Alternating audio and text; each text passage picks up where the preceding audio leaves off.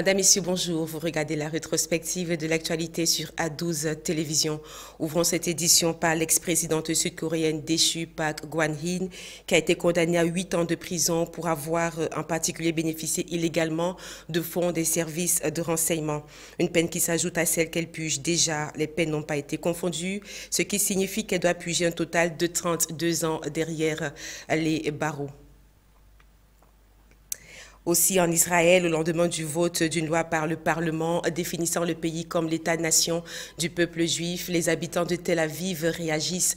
Le texte polémique suscite des accusations de racisme envers la minorité arabe en dépit de l'amendement d'un article controversé. Jadi Daniali.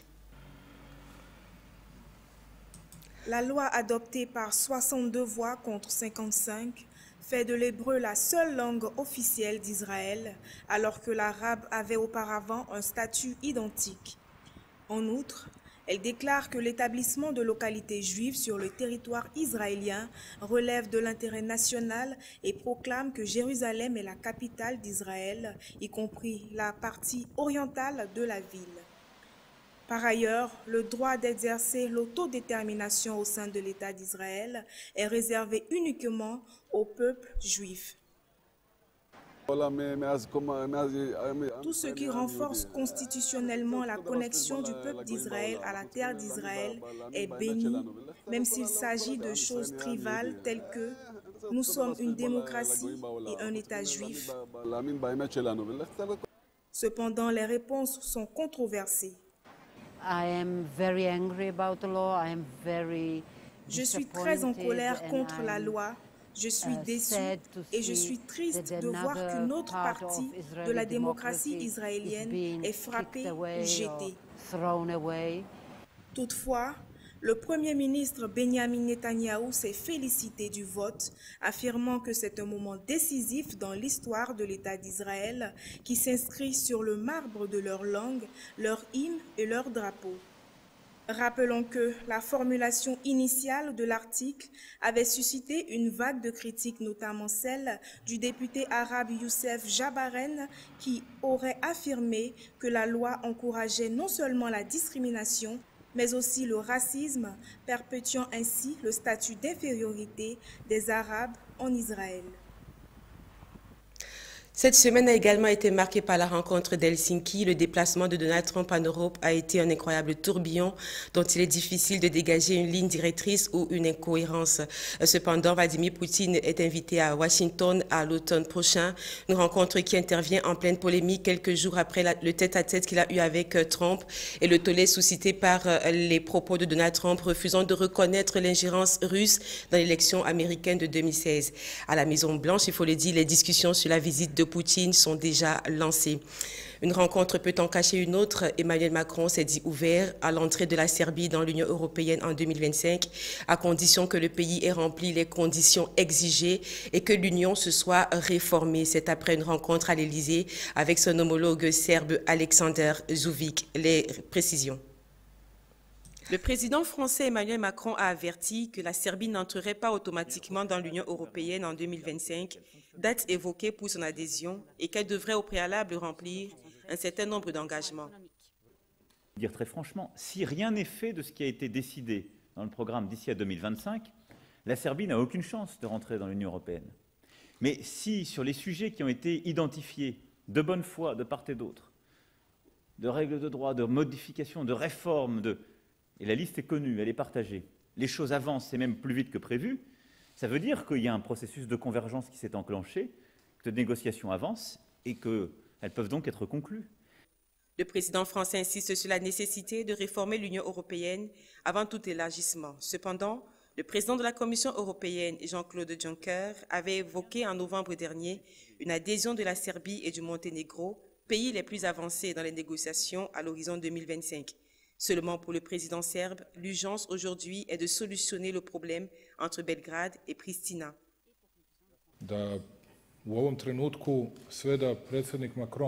Aujourd'hui, même si le président Macron disait « demain vous allez adhérer », en fait, on ne va pas pouvoir adhérer avant de régler la question entre Belgrade et Pristina, avant de réformer notre système juridique, de régler les questions de l'état de droit et tout le reste. 10 ans après sa proclamation, une souveraineté de Kosovo reste un tabou politique en Serbie qui a inscrit dans sa constitution sa tutelle sur son ancienne province albanaise. L'Union européenne exige des relations normalisées entre la Serbie et le Kosovo qui aspirent tous deux à l'adhésion.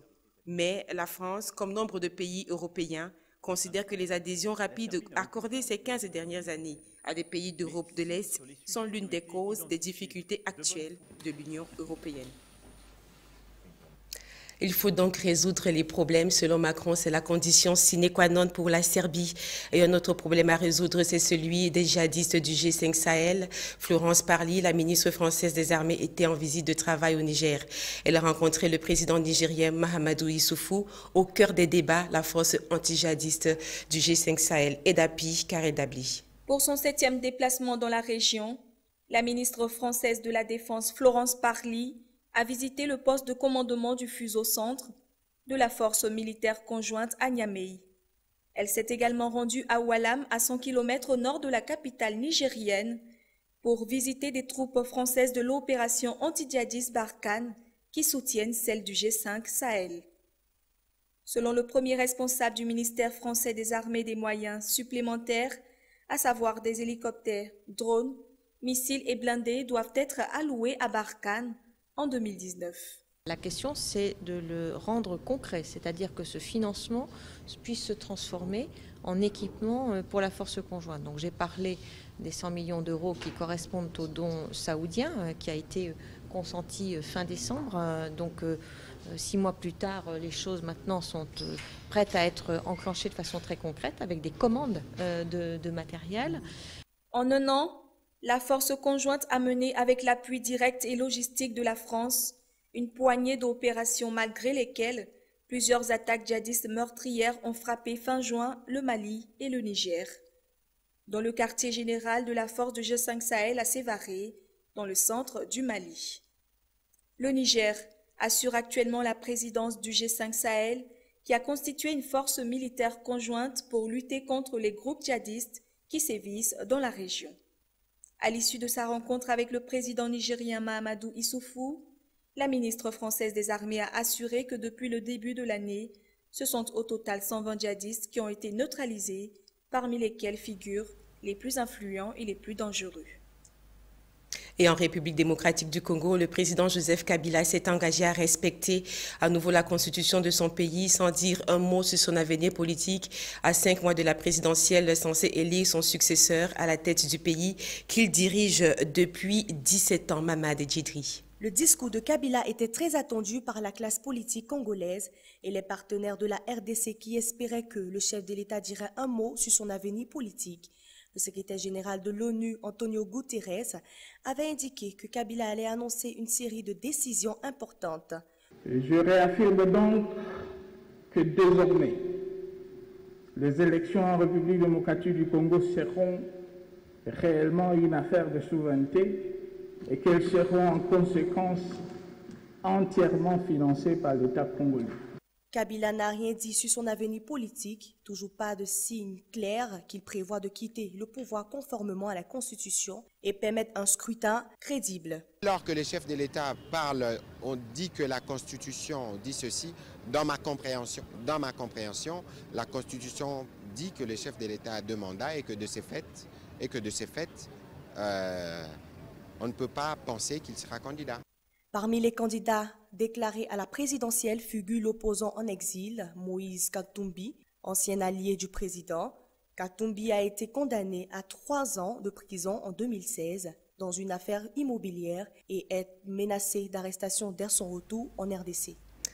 Après l'énigmatique discours de Joseph Kabila au Nigeria voisin, c'est l'arrestation de 8 djihadistes présumés en lien avec l'enlèvement il y a 4 ans de plus de 200 lycéennes à Chibok dans le nord-est du pays qui fait les choux gras de la presse. Les détails avec Mamad Djibri une fois de plus. 22 membres présumés du groupe djihadiste Boko Haram ont été arrêtés et présentés au public par les forces de l'ordre à Maiduguri, la capitale de l'État du Borno, le plus touché par l'insurrection qui ravage la région depuis 2009. Selon le commissaire de police de l'État du Borno, Damien Choukouille, ces hommes âgés de 20 à 48 ans sont tous originaires de la région de Bama. Cependant, les 8 suspects liés à l'enlèvement de Chibok ont tous avoué leur culpabilité, a-t-il indiqué dans un communiqué.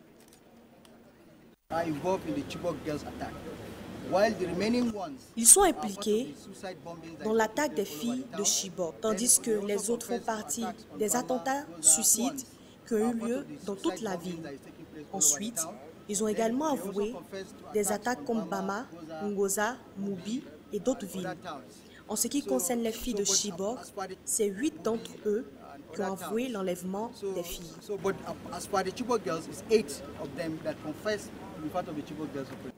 Un total de 57 filles avaient réussi à s'échapper peu après le kidnapping, tandis que 107 autres ont pu être retrouvées ou libérées suite à des négociations entre le gouvernement et l'insurgé.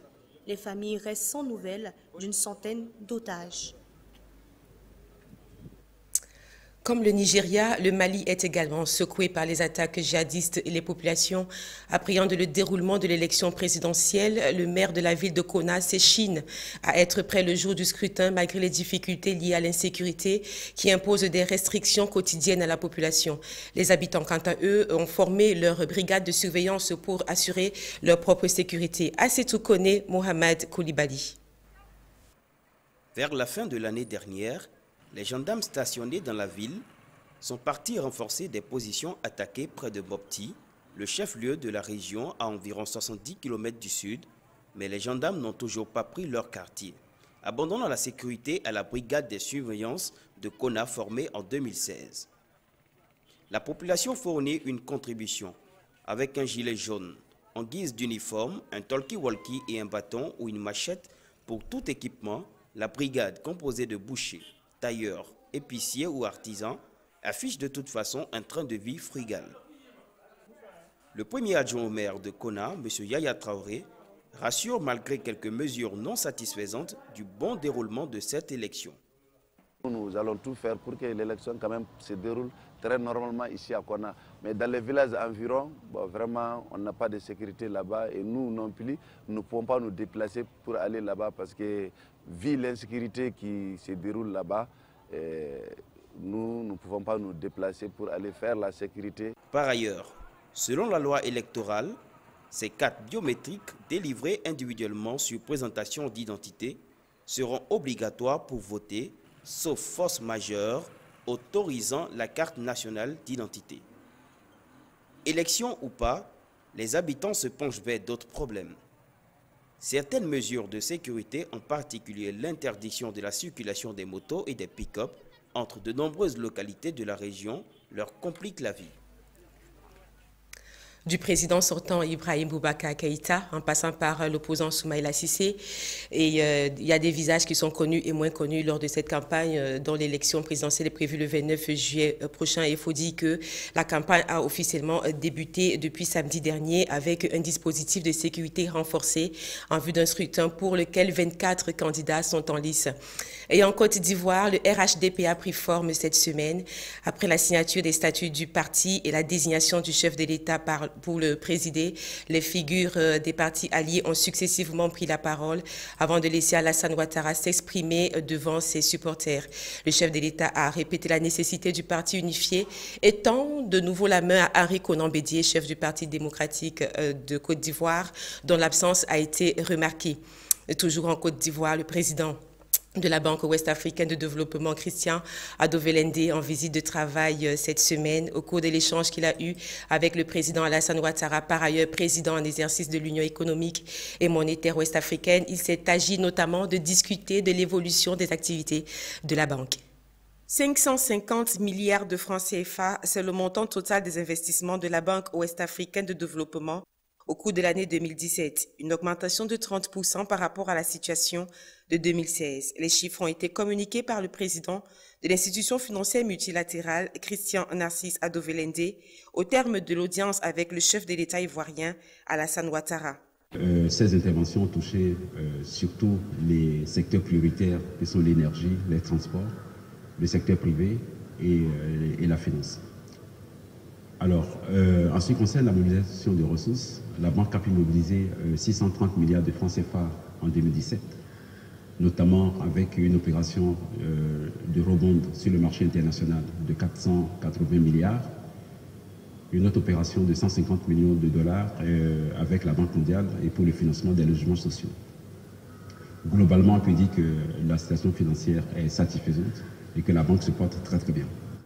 En Côte d'Ivoire, la Banque ouest-africaine de développement a investi près de 985 milliards de francs CFA pour 156 opérations. La BEAD a notamment mis des lignes de crédit à la disposition des banques locales pour le financement des petites et moyennes entreprises. Aussi, en ce qui concerne les infrastructures et la sécurité alimentaire, la BEAD a fait des investissements directs. Pour l'année 2017, par exemple, près de 74 milliards de nos francs ont été engagés. En 2017, nous avons financé 8 opérations en Côte d'Ivoire pour à peu près 74 milliards de francs CFA. Et déjà à mi-parcours, donc cette année en 2018, nous sommes déjà à un niveau d'intervention de 66 milliards de francs CFA. Donc c'est ce qui montre que la coopération se porte très très bien. Et je peux dire qu'aujourd'hui, nous avons à peu près 20 projets en cours d'instruction dans différents domaines et qui vont passer à nos différents conseils d'administration les jours à venir.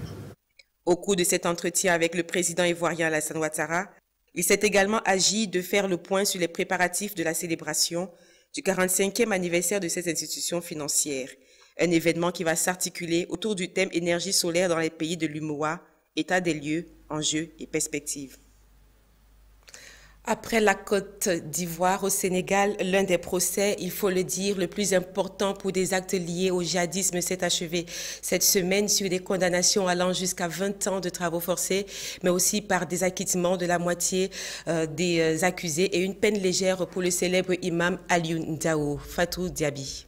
Ce procès, placé sous haute sécurité, qui avait démarré le 9 avril dernier, après une série de renvois depuis décembre, est le plus important par le nombre de prévenus dans un dossier de ce type à se tenir au Sénégal, un pays qui a été jusque-là épargné par les attentats terroristes.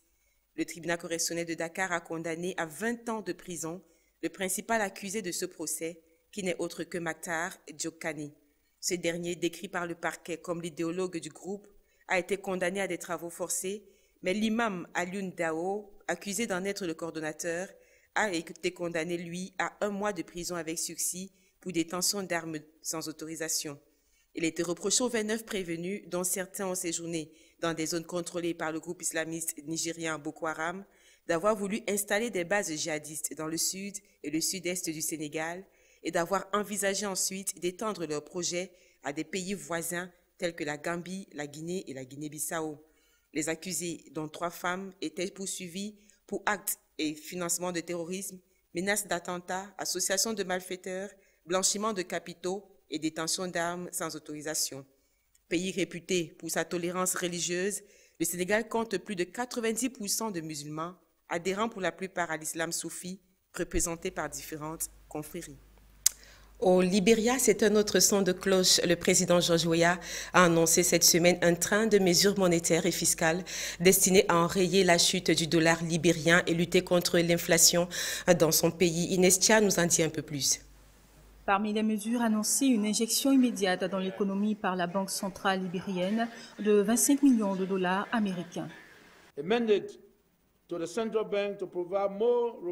Ces mesures vont inclure, entre autres, une injection immédiate dans l'économie par la Banque centrale libérienne de 25 millions de dollars américains afin d'éponger la liquidité excessive de dollars libériens. Et la Banque centrale aura pour mission de mieux superviser et réguler les bureaux de change.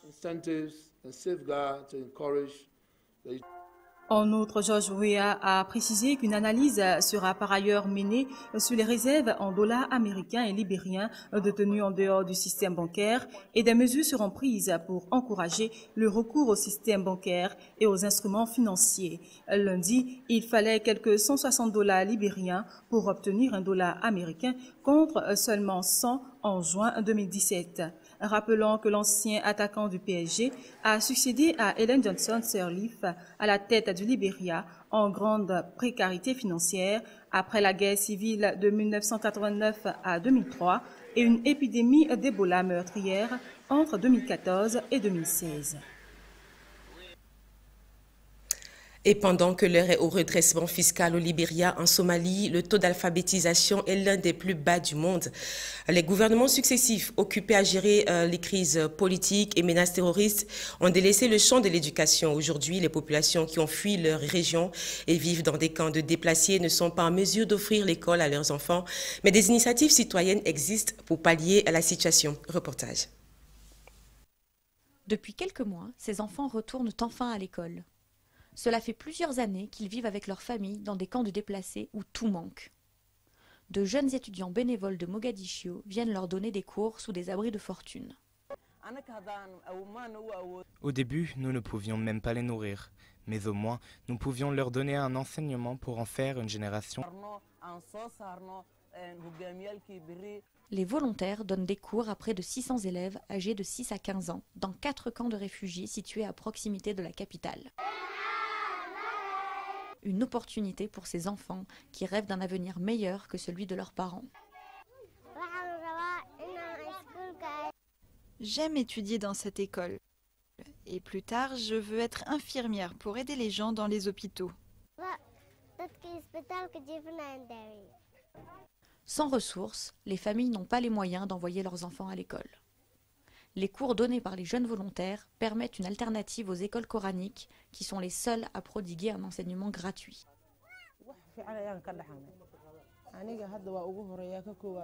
Ces volontaires donnent des cours à plusieurs de mes enfants parce que je ne peux pas payer les frais de scolarité. Avant, j'ai fait tout ce que j'ai pu pour que 2 de mes fils aillent à l'école. Ça représentait 20 $ par mois chacun. J'ai d'autres enfants et je ne peux pas payer leur scolarité.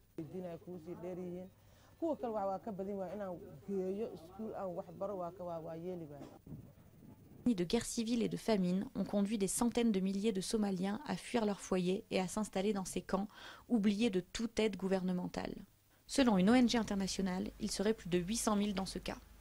L'éducation, un droit fondamental. Après la Somalie, en Afrique du Sud, le centenaire de l'anniversaire de Nelson Mandela s'est célébré cette semaine. À cette occasion, l'ancien président des États-Unis, Barack Obama, dans son discours de circonstance, a rappelé l'importance du respect des différentes cultures et de l'humanité. Dans un discours politique très attendu à Johannesburg, à l'occasion du centenaire de la naissance de Nelson Mandela, héros de la lutte anti-apartheid, Barack Obama a pris soin de ne jamais nommer l'actuel locataire de la Maison-Blanche, mais ses nombreuses allusions à Donald Trump ont fait mouche dans le stade qui lui était totalement acquis.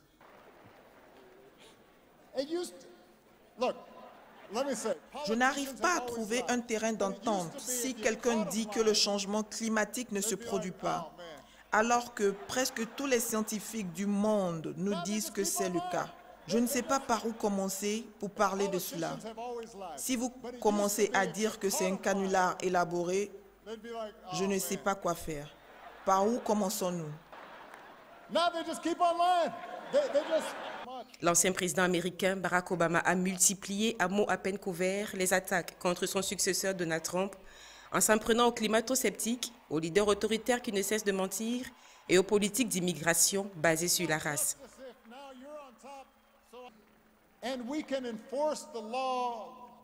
Nous pouvons faire respecter la loi tout en respectant l'humanité essentielle de ceux qui luttent pour une vie meilleure. Pour une mère avec un enfant dans les bras, nous pouvons reconnaître qu'il pourrait s'agir d'un membre de notre famille. Ça pourrait être mon enfant.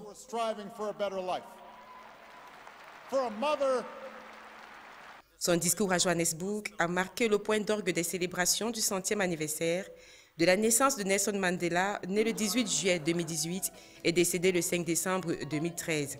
Les deux hommes partagent un destin commun qui les a fait entrer dans l'histoire. Ils sont devenus les premiers présidents noirs de leur pays. Une célébration riche en sons et en couleurs. Parlons économie à présent. Le Premier ministre britannique Theresa May a fait passer son projet de loi sur le fonctionnement des douanes après le Brexit, mais au prix de concessions accordées aux eurosceptiques et d'une nouvelle démission au sein de son gouvernement. Les précisions de Inestia. Le texte a été adopté dans la soirée du lundi par les députés par 318 voix contre 285 et doit maintenant faire l'objet d'un examen devant la Chambre haute du Parlement britannique. Ce projet de loi prévoit une série d'arrangements techniques dans le domaine des douanes après la sortie de l'Union européenne. Les députés conservateurs eurosceptiques sont particulièrement remontés depuis la présentation par l'exécutif du plan Chequers qui prévoit de conserver une relation commerciale étroite avec l'Union européenne une fois la rupture consommée. En désaccord avec les concessions accordées par le gouvernement, le secrétaire d'État à la Défense, Gutobeb, a quitté ses fonctions dans la soirée. Quant au nouveau ministre du Brexit, Dominique Raab, il rencontrera cette semaine le négociateur de l'Union européenne, Michel Barnier, pour tenter de relancer les discussions sur le divorce qui patine depuis plusieurs semaines, notamment sur la question de la frontière en Irlande, le Nord, membre du Royaume-Uni, devant être séparé du Sud, membre de l'Union européenne. Une question que le plan de Chequers est censé résoudre. Les négociateurs doivent parvenir à un accord d'ici octobre prochain pour permettre au Parlement européen et britannique de le ratifier avant la concrétisation du Brexit prévue le 29 mars 2019. En déplacement en Irlande du Nord, la première ministre britannique Theresa May a également demandé à l'Union européenne l'adoption de nouvel accord sur la frontière avec la République d'Irlande dans le cadre des négociations sur le Brexit. Aussi, l'Union européenne a réuni Ukrainiens et Russes pour se mettre d'accord sur le futur du transit de gaz par l'Ukraine, alors que l'Europe consomme de plus en plus de gaz russe, malgré sa volonté de réduire sa dépendance vis-à-vis de Moscou. Assis sur 17% des réserves mondiales de gaz et détenant le monopole des gazoducs en Russie, le groupe Gazprom est contrôlé à 50,23% par l'État russe et il est souvent présenté comme une puissante arme géologique du Kremlin. Gazprom couvre environ 35% de la consommation du gaz du continent européen, une part qui a augmenté ces dernières années malgré la volonté de l'Union européenne de réduire sa dépendance vis-à-vis de Moscou pour ses approvisionnements. Les exportations de gaz vers l'Europe ont ainsi atteint des nouveaux records en 2016 et 2017, grâce notamment à un hiver particulièrement froid. Au premier trimestre 2018, Gazprom a encore annoncé une augmentation de 6,6% de ses exportations sur un an. Aujourd'hui, le gaz russe atteint l'Europe par plusieurs gazoducs, mais Gazprom cherche à développer de nouveaux gazoducs avec le soutien capitalistique des grands groupes européens pour maintenir sa part de marché et réduire au minimum tout transit avec l'Ukraine. Le groupe espère mettre en fonction de nouveaux gazoducs contournant l'Ukraine d'ici fin 2019. À la tête de l'Union européenne, la Commission reste très prudente sur le projet. Sans pouvoir s'y opposer, elle veut s'assurer qu'il est bien en ligne avec les règles du marché européen de l'énergie en matière de concurrence notamment. Cependant, la Pologne et les pays de l'Est sont les plus opposés à ce projet. Refermons la page économie de cette semaine par le Cuba qui s'apprête à reconnaître le marché et la propriété privée comme des composantes de son économie socialiste. Ce samedi 21 juillet, l'Assemblée nationale a examiné une réforme constitutionnelle sans pour autant renier les fondamentaux idéologiques du pays. Sia Kakoni. Foncièrement socialiste, le Cuba tend à réformer sa constitution. L'économie de marché et la propriété privée sont désormais admises. C'est la substance de la réforme que s'apprête à examiner ce week-end le Parlement de l'île. Cependant, les fondements du pays sont préservés, le socialisme étant la base de l'économie de Cuba depuis son indépendance. Ce changement vise, selon les autorités, à faciliter l'indispensable ouverture de l'économie de l'île aux investissements étrangers et à l'initiative privée, lancée par Raúl Castro en 2008. Le président cubain Miguel Díaz-Canel rassure qu'il n'y aura pas de virage capitaliste. Le projet de loi reconnaît clairement l'importance de l'investissement privé et étranger dans le développement économique d'un pays. Pour Julio Fernandez, juriste, le souci majeur doit être la préservation du caractère humaniste de la révolution. J'espère que la Constitution limitera le marché pour que ce marché permette le développement du pays sans étouffer le caractère humaniste de la révolution. Si ces deux choses sont maintenues, bienvenue soit le marché, bienvenue soit la propriété privée non exclusive et bienvenue soit la propriété privée qui permette aux petites et moyennes entreprises de se développer. Le futur texte réaffirme le caractère socialiste du système politique, économique et social, le rôle central du parti unique au pouvoir, le Parti communiste du Cuba, PCC, en tant que force dirigeante supérieure de la société et de l'État. À noter que ce texte de 224 articles, élaboré par une commission parlementaire dirigée par Raúl Castro et Miguel Díaz-Canel, doit être adopté ce week-end par l'Assemblée nationale avant d'être soumis à un référendum. Tout à fait autre chose à présent, société, environnement, une sécheresse historique brûle les campagnes suédoises avec des conséquences dramatiques pour les éleveurs dont certains doivent conduire leurs bêtes à l'abattoir faute de pouvoir les nourrir. Karel Dabli. La pluie, disparue des radars météo depuis le 1er mai, excepté les 13 mm tombés mi-juin. Jacob, exploitant agricole, la guette chaque jour. Le moindre nuage noir dans le ciel ravive les espoirs de la voir tomber. C'est une sécheresse historique qui brûle les campagnes suédoises. Nous avons eu 13 mm de pluie à la mi-juin et c'est à peu près tout depuis le 1er mai. Une large partie de la Suède, comme ses voisins danois, sud-norvégiens et nord-finlandais, connaît actuellement un épisode de forte chaleur qui n'est, selon les prévisions, pas près de s'arrêter. Les services de lutte contre les incendies sont d'ailleurs en alerte. Les pompiers de Stockholm ont indiqué éteindre entre 20 et 30 départs de feu par jour aux abords de la capitale et des feux font rage jusque sur le cercle arctique. Le manque de fourrage a déjà contraint certains agriculteurs suédois à envoyer plusieurs de leurs vaches à l'abattoir. D'habitude, nous n'utilisons pas beaucoup ces ballots de foin. On en utilise environ 3 ou 4 par jour, mais aujourd'hui, c'est 5 ou 6 pour garder les vaches en vie. Normalement, à cette période de l'année, on devrait être à une hauteur d'herbe d'environ 30 ou 40 cm. Une situation qui a poussé le roi Karl XVI Gustaf, lui-même propriétaire agricole, à s'exprimer, lui qui ne communique que rarement. Il a exprimé son soutien et celui de la famille royale à tous ceux touchés par les incendies. C'est la pire crise pour les agriculteurs suédois depuis plus de 50 ans. La perte est déjà estimée à plus de 2 milliards de couronnes suédoises, soit 194 millions d'euros. Pour faire face à cette crise sans précédent, les éleveurs appellent les enseignes et les clients à vendre et à consommer suédois. Si ceux-ci achètent des produits locaux, ils pourront sauver la demande sur le marché et aider les agriculteurs à avoir un revenu. Cette sécheresse résulte des changements climatiques qui sont causés aussi par la pollution de l'air et le parc national des Calanques a jugé encourageante la réduction de la pollution des effluents de l'usine d'alumine Alteo de Gardanne, 2 ans et demi après la fin des rejets de boue rouge au cœur de ce site protégé. Les détails avec Mamad Djedri.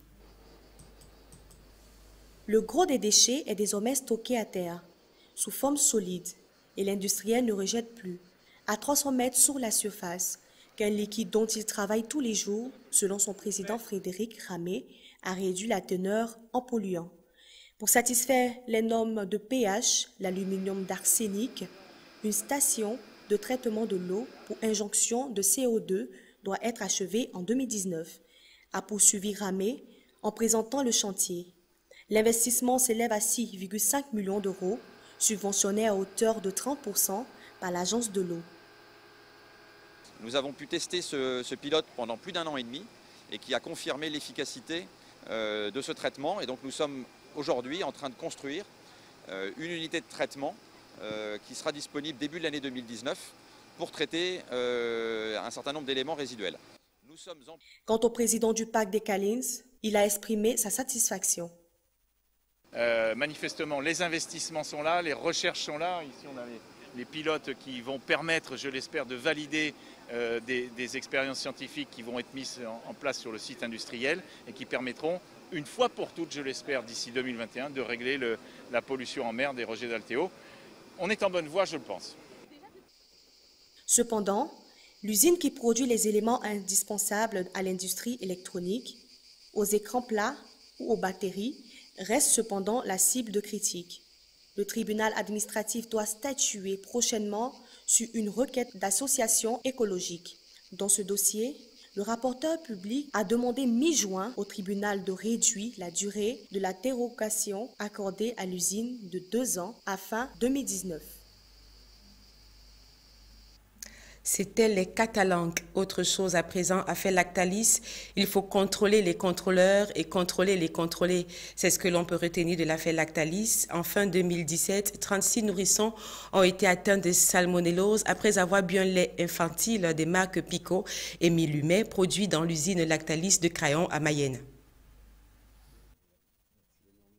Fin 2017, 36 nourrissons ont été atteints de salmonellose après avoir consommé un produit pour enfants fabriqué par Lactalis, ce qui a donné lieu à l'ouverture d'une enquête judiciaire à la commission d'enquête parlementaire sur la contamination de leur infantile Lactalis. La commission préconise de toucher des maillots depuis les industriels jusqu'aux distributeurs, en passant par les services de l'État. Il est ainsi proposé de renforcer les obligations de transmission des autocontrôles effectués par les industriels, tous les résultats susceptibles de montrer qu'un produit pourrait être préjudiciable à la santé humaine doivent être communiqués automatiquement aux autorités publiques et l'industriel tenu de détailler exactement les mesures correctives mises en place pour faire cesser le danger potentiel. En outre, pour garantir plus de fluidité au sein de l'administration, le rapport propose le rapprochement des directions générales chargées de la sécurité sanitaire des aliments. Cette compétence est actuellement assurée par 3 directions distinctes et pourrait être transférée au ministère de l'Agriculture et de l'Alimentation, une proposition qui n'est pas du goût de l'Organisation de défense des consommateurs UFC, qui a pointé du doigt la création d'une autorité unique pour la sécurité alimentaire. Le rapport qui sera rendu public la semaine prochaine suscitera une somme de 270 millions d'euros transférée à la DGAL. C'était le récit de Carré Dablé. Le président de la commission d'enquête parlementaire sur l'affaire Lactalis, Christian Hutin, va présenter mercredi prochain son rapport et les pistes retenues par la commission d'enquête parlementaire. Un autre rapport, c'est celui de l'ONU-SIDA. Il faut le dire, près de 3 séropositifs sur 5 dans le monde et 21,7 millions sur 36,9 millions au total prennent des traitements antirétroviraux, soit la plus haute proportion jamais atteinte. Ce rapport a été rendu public cette semaine. L'instance de l'ONU chargée de la lutte contre le SIDA a toutefois tiré la sonnette d'alarme. Contre le SIDA a tiré la sonnette d'alarme sur l'insuffisance des financements. Il manque, il faut le dire, 7 milliards de dollars par an pour permettre de maintenir les résultats, selon le directeur exécutif Michel Sidibé. Avant de boucler ce journal, c'est l'été en France. Parlons de ce mouvement de jeunesse qui a le vent en poupe pendant ses vacances d'été. À Jambeville, dans les Yvelines, des centaines d'enfants et d'adolescents encadrés par les jeunes bénévoles apprennent l'autonomie, le temps d'un camp d'été, scoutisme et guide. C'est dans ce reportage. À table! C'est l'heure du réconfort pour ces scouts de France. Des pionniers caravelles ou pioca, les 14-17 ans, reconnaissables à leur chemise rouge. Un bénédicité, bien sûr, mais version relax. Pour en arriver là, il a fallu tout de même se donner un peu de mal. Construire ce foyer en début de séjour et apprendre à allumer un feu. Ou alors vous le faites à deux. Ouais. Regarde, mets-toi là. Non, mets-toi là. Okay. En fait, il faut que vous souffliez dans le même sens. Donc pendant qu'elle respire, c'est toi qui souffle et inversement. Okay. Alors, le feu, effectivement, c'est quelque chose qui est central dans la vie d'un camp, que ce soit pour faire à manger à tous les repas ou que ce soit pour le grand feu de veillée le soir, où on se rassemble, qui permet de faire de la chaleur, de la lumière. Le quotidien en camp scout, c'est aussi la mission ravitaillement. Le grand domaine de Janville, en Île-de-France, rassemble cette semaine 600 jeunes, répartis en plusieurs groupes. Ici, une particularité, le Scout Market, où les équipes de corvée-course viennent remplir la glacière. 3 kilos de betteraves cuites. Une manière comme une autre d'apprendre à se débrouiller tout seul. Après, les parents, ils manquent forcément pendant le camp, mais après, on s'habitue au fur et à mesure. Et franchement, du coup, c'est bien, ça aide à grandir et à devenir autonome, à se débrouiller tout seul. Le scoutisme est centenaire, mais se porte très bien. Ils sont 80 000 pour les seuls scouts et guides de France, le mouvement qui compte le plus d'adhérents dans l'Hexagone. Un chiffre en hausse ces dernières années. Les familles nous font confiance, des valeurs comme la solidarité, l'apprentissage de la collectivité, de la vie dans la nature sont des valeurs dont les parents ont envie pour leurs enfants. Et le scoutisme est perçu comme un espace où les enfants vont grandir. Ce n'est pas simplement un espace pour passer des vacances, les parents savent que leurs enfants vont grandir. Pas besoin d'être chrétien pour rejoindre les scouts et guides de France. Le mouvement se veut ouvert à tous, à condition d'être toujours prêt à faire la vaisselle. Refermons la grande édition de cette semaine par le sport. Le Comité international olympique a annoncé que 7 nouvelles épreuves vont figurer au programme des Jeux olympiques d'hiver de Pékin 2022, où la présence féminine sera encore plus accrue pour rapprocher la parité homme-femme. Mohamed Koulibaly. Ce sera le plus grand nombre de sportives jamais atteint aux JO d'hiver. 7 nouvelles épreuves vont figurer au programme des Jeux olympiques d'hiver de Pékin 2022, où la présence féminine sera encore accrue pour s'approcher de la parité homme-femme. Selon le directeur des sports au CIO, M. Kit McConnell, en charge du programme des Jeux, l'objectif est de trouver un équilibre entre les disciplines traditionnelles et celles plus innovantes. Pour nous, c'est donc un ensemble très bon qui s'adresse au jeune public, qui poursuit l'innovation, mais qui reflète vraiment notre objectif de réduire la taille de l'ensemble des Jeux olympiques d'hiver.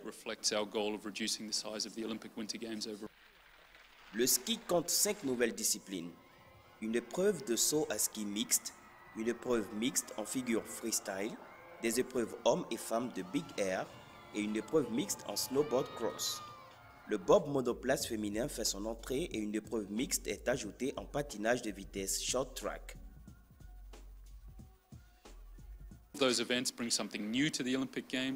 Toutes ces épreuves apportent quelque chose de nouveau aux Jeux olympiques. Elles permettent de se concentrer sur la jeunesse. Elles apportent des événements mixtes combinant les hommes et les femmes dans les mêmes équipes dans un certain nombre de cas, avec une plus grande égalité entre les sexes de 41% à plus de 45%, ce qui est vraiment important. Et pour la première fois, le nombre total d'athlètes est descendu en dessous des spécifications de la charte olympique.